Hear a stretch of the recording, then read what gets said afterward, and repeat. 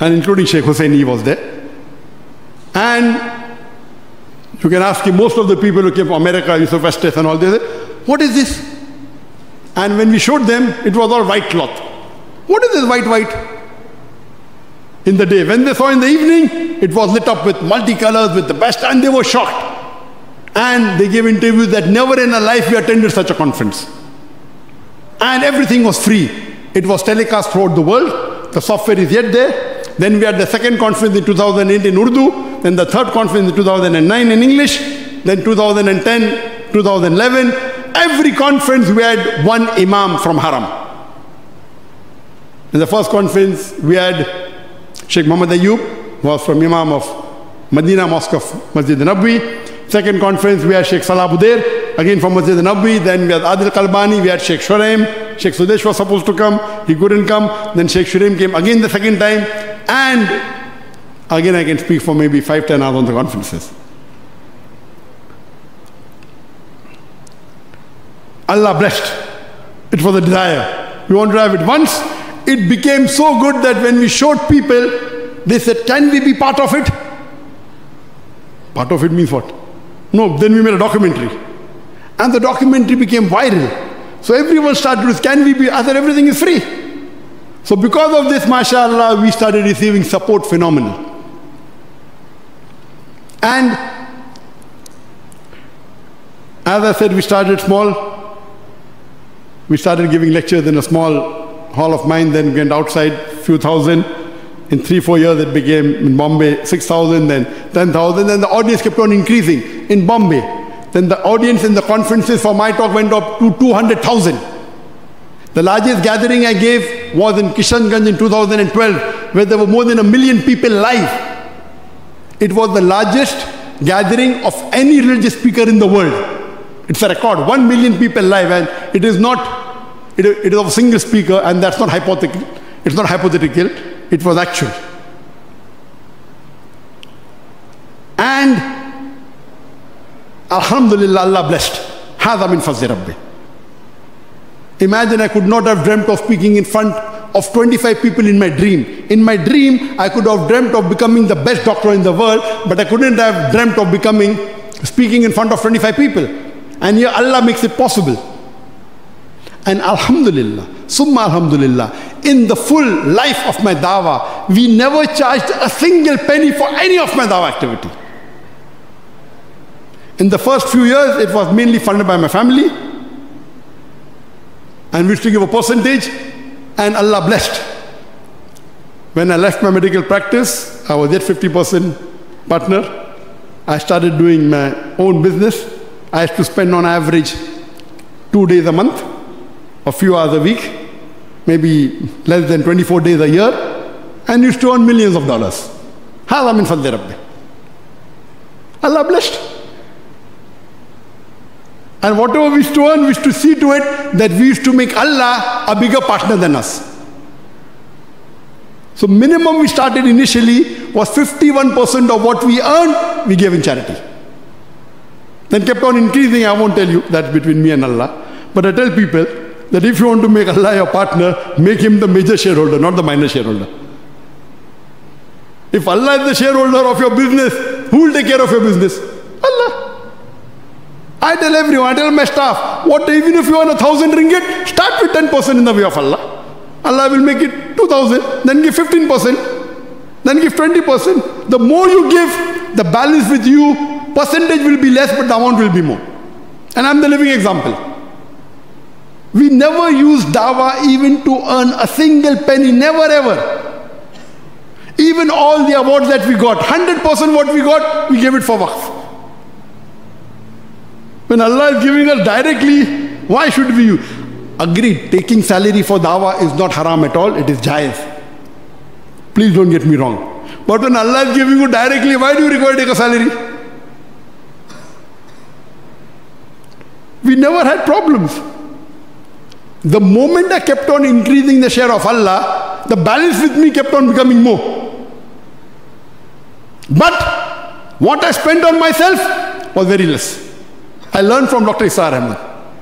What you spend on yourself should be minimal.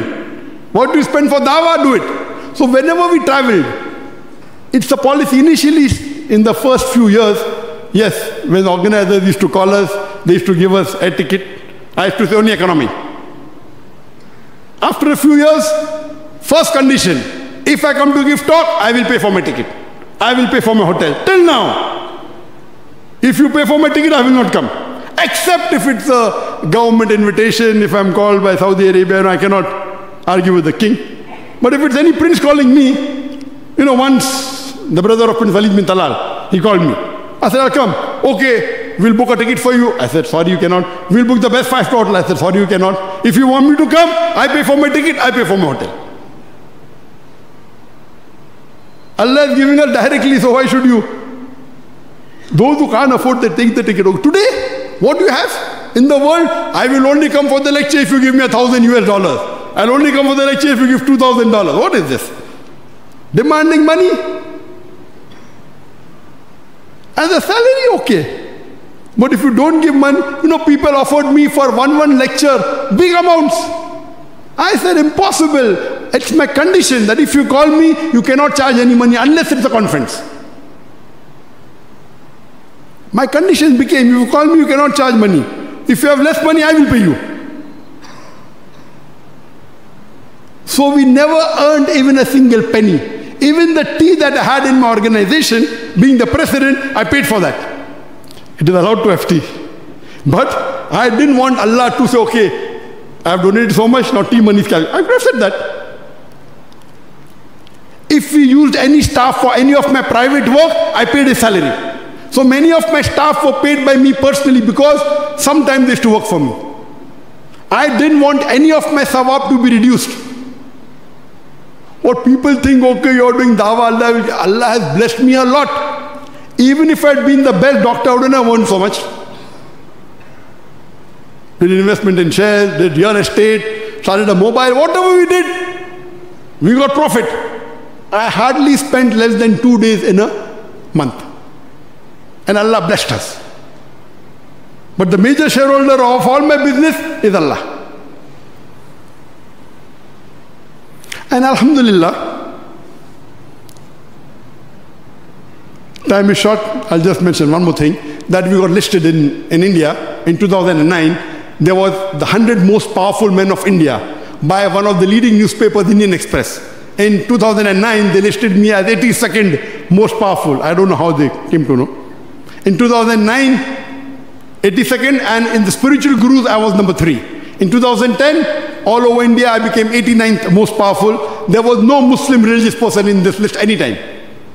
Yes, there were some Muslim actors, Shah Rukh Khan, Salman Khan, but no Muslim religious personality. Hindu, yes, many. In 2010, in the spiritual gurus, it was Ramdev Baba, number 1 in 2009, Shri Ravi Shankar 2, I was 3rd. In 2010, they became lower than me, I became first, so they didn't publish the list only. Allah blessed. In a YouGov research, they have the person who's most popular. So in Pakistan in 2014, the YouGov list, I was the 6th most revered person in Pakistan. There was Bill Gates, Barack Obama, and the Prime Minister was number 7, Nawaz Sharif. And in the 500 most influential people in the world, from 2011 till 2021, always, mashallah, in the most honorable. They give a list of 50 top people, then 10 people who missed the list, then 15 people who missed the list. So alhamdulillah, from 2011 to 2021, for 11 years continuously, I was in the list of honorable mentions. Then in 2019, there was a list of all over the world, the 100 most people who collectively worked for 10 years. And they ranked me 79th. I don't agree with this ranking. I don't agree with this ranking. It is Hadha min fadli Rabbi. I don't agree that the person who was ranked first was first over the IM 97. We did for sake of Allah. I just want to tell you that Allah gives you deen and dunya both. By being the best doctor in the world, I wouldn't have earned so much of fame. I didn't do it for fame. The reason I'm telling you is that our main niyyah was to please Allah subhanahu wa ta'ala.